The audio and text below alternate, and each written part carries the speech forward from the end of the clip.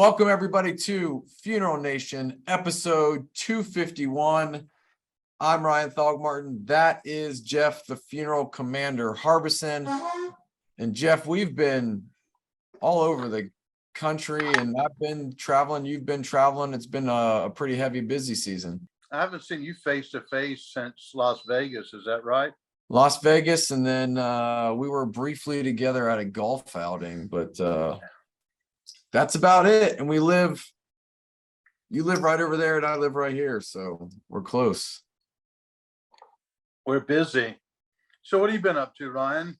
You were in New York recently, weren't you? Yeah, I was in New York last week. I spoke at the New York State Funeral Directors Association conference, which was fantastic. Spoke on personal development and then how that applies in running your business from a marketing standpoint. So great conversation. And you were actually in CANA the week before that with our managing editor at Connecting Directors as well. So how was the CANA conference, Jeff? The CANA conference, I met with Barbara afterwards, and I told her that she and her team put on one of the best conferences I've attended in my funeral service career. CANA has got it figured out.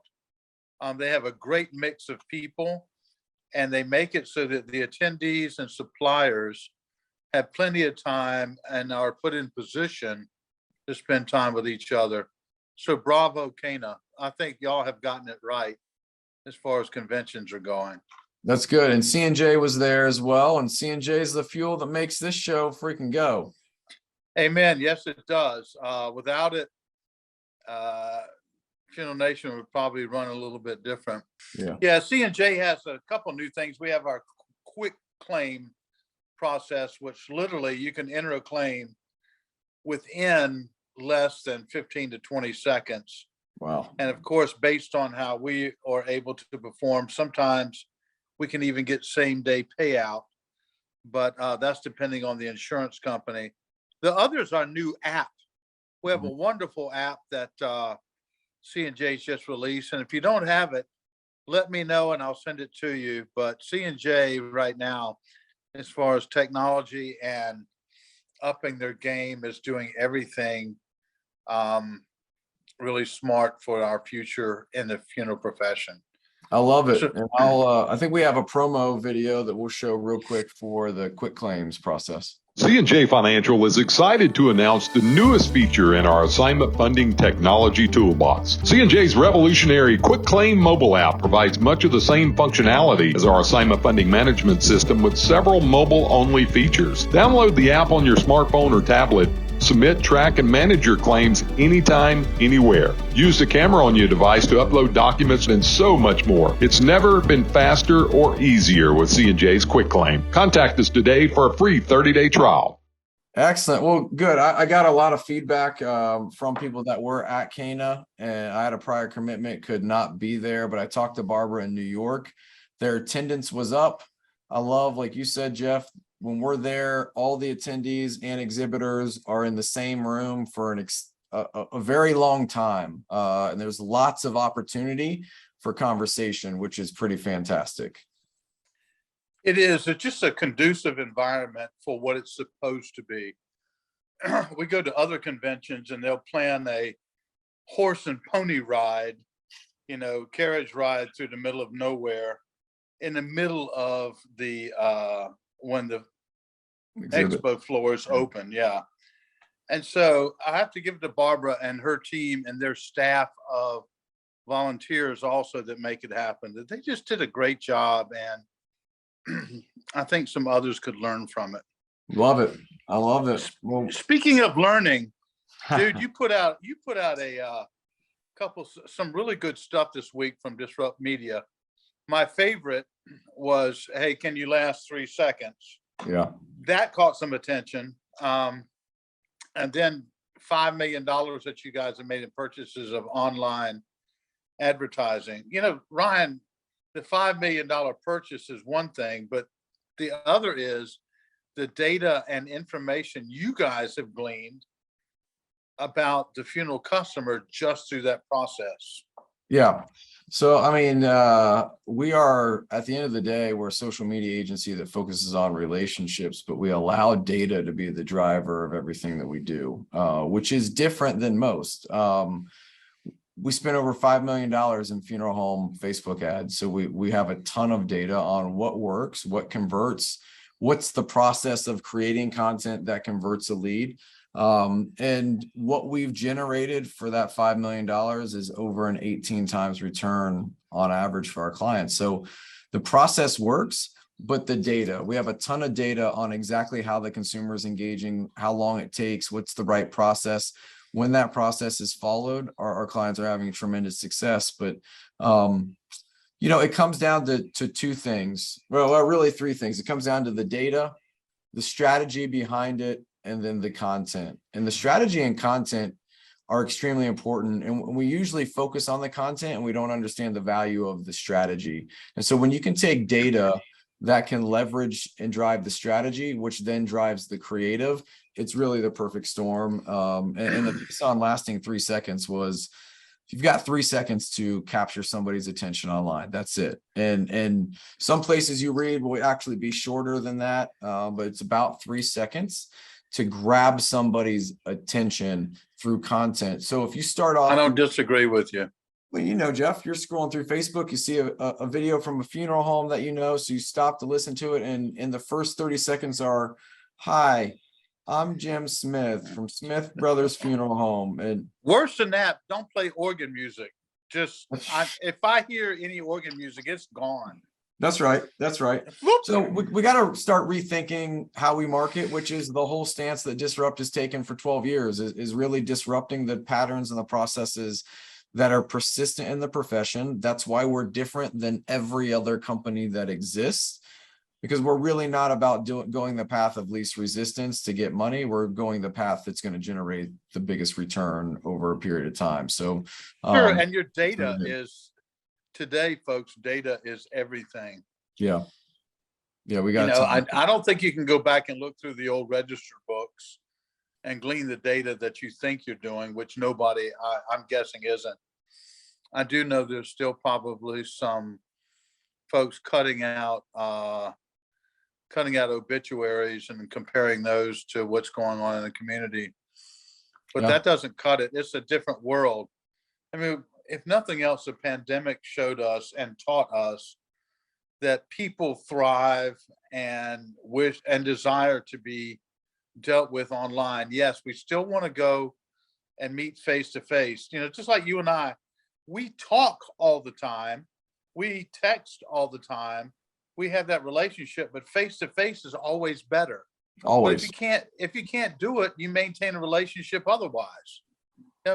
What you're saying is it's not the end all, but when times are slow, right, like it is right now, funeral homes will go, "Oh, we don't need marketing. We're dropping. We don't have the revenue coming in." Now's the time to do it, because the conversation you have today turns into business later. Yeah. This is a very weird business, as everybody knows. That, I mean, when I owned our funeral homes, you couldn't run an ad in the paper way back then that you have a 2-for-1 special this weekend. Like we would do pizza or something. Right. It's literally top of mind, folks. It's nothing but top of mind awareness. As I shared with you about a funeral home in Virginia, that I think they mastered it. Yeah. But on the other hand, if you're not top of mind, guess what? They just don't think of you. No, I go somewhere else. Yeah. And I've recently had a lot of things going on here in our home where we were doing some updating and stuff. And so I had to rely on social media and basically the internet to find people to come do the work, electricians, etc. Yeah. But interestingly enough, I got some suggestions, and I went to their website or I found them on social media, and I was able to say, "Hey, I like what they're doing, etc., etc." And it's our daily behavior, and we just haven't adopted it to the point we need to in the funeral profession. No, we haven't. It's our responsibility to make sure that funeral homes are evolving and how they communicate with the consumer. The consumer is expecting conversation in a certain way, and it doesn't change just because it's death care. We've said that for years, but we have so much data now to prove it. That if a funeral home really wants to grow and they really want to leverage online, there's a right way to do it, and then there's the way that everybody else is doing it, that's not producing the results that you desire. So I would encourage anybody to have a conversation with us, hold our feet to the fire. Let's see what we can do. Yeah, why not give it a try? What can it hurt? Certainly, the yellow book isn't doing what it used to. In fact, you had a campaign this week that was brilliant, and you even, I think, stepped on some toes, but hey, you know what? They responded, you got their attention, but well done. I think that's one of the coolest, smartest things I've seen in a while. I appreciate it. Look, it's about creating conversation, whether we're a social media company, a funeral home, a coach, whatever. It's about people. Funeral homes don't have a money problem. They have a people problem. They need more people. When there's more people in the funnel, there's higher call volume. You got to create conversation. And the way to create conversation is building a relationship. And that happens through online engagement at scale. That's it. It's plain and simple. It's relationships and conversations. And the more you can get in front of somebody, regardless of the method, if you can measure it and you can track it and it's valuable, use it. I get funeral homes that ask me all the time, so are you saying that if we use you, we should cut all of our traditional marketing and everything else we're doing? Absolutely not. I'm a fan of whatever works. If you literally hand deliver a letter to every family member that comes into your funeral home and that produces more revenue, go for it. Keep doing it. If your billboard is generating leads and you can track that, keep doing it. I'm a fan of whatever works. The thing that we have with social is we have the data that proves that it works, which is hard to get from radio, newspaper, television, and all the other things. So I'm a fan of putting my money against the things that I can measure and I know are working. Sure. And what's interesting when you think about how it's changed, our society has changed out here. I didn't see one commercial last night watching television. I was on Netflix. I was watching some other shows. I don't recall one commercial that if I saw one, I'm going to do like two, one that was memorable enough for me this morning to say, hey, gosh, I need to check that out. Yeah. Nothing. That's right. And so, the way that we view the world, the way it's happened, the paradigm has shifted. And here in the 21st century, we've changed everything, the way that we should be operating. And this, right, I believe, is one of the last things. Hey, Ryan, since this show has been going on, we've talked about people that didn't even have websites. Right. So, the funeral business doesn't evolve quickly, but it does evolve, and it's forced. The interesting part, it's not a voluntary that I see is, hey, you know what, we're going to up this game. Some of it is forced, and the pandemic forced technology into our business. That's exactly right. Sure did. Well, look, Jeff, it's been a long, busy summer for both of us. We're going to all be gathering very soon. We're less than 60 days out. I think about 43 days now, or 40 days, something like that, for the NFDA conference in Baltimore. So big things coming down the pipe. You and I are going to have some special guests on leading up to that conference. We're going to have some potential new suppliers on as well. Talking about some new innovative things that are going to be happening in the space. So I'm excited about what I see coming in out here. A couple of them I think are brilliant. Yeah. That are moving into our space. It's innovative. It's going to be up to the profession to adopt and adapt and maybe see further beyond the trees, that this is something we can do long term. But in some respects, seeing what I see out here, I almost would love to be back in the funeral home business, actually running a business, because I see that there's so many new things that are available to reach families and operate differently than it did in 2009, 2010. Yeah. I mean, heck, it's changed since 2015. I would love to own a funeral home because I think that if we implemented the strategies that we talk about at scale, we would absolutely crush. And maybe that's what we'll do. We'll open Funeral Nation funeral homes There across we the go. country. There we go. Yeah. Why not? Where you can F and die in peace and have the service of a lifetime. There you There go. you go. That's it. Well, I guarantee you, we just set off fireworks somewhere. They're going to start funeral business. And then I've got some in here, I'm sure they're saying, well, those two would never make it. Well, don't tempt us. You'd be nervous if we opened up shop next to your firm. So, Yeah, been there, done that. I actually had somebody start my car every day because I was afraid they're going to blow it up when I opened my two. Oh, shoot. All right, Mr. Commander. Appreciate you, sir. Keep moving. Hey, love you, brother. Take care of yourself, and let's we're going to be together. Are you here for the ICCFA Death Care Classic? Yeah, we'll be teeing it up. There we go. All right, so that's cool. I get to see you for sure then. It's funny, we live less than 20 miles apart because of our lives and schedules. It's phone, it's text, it's communication.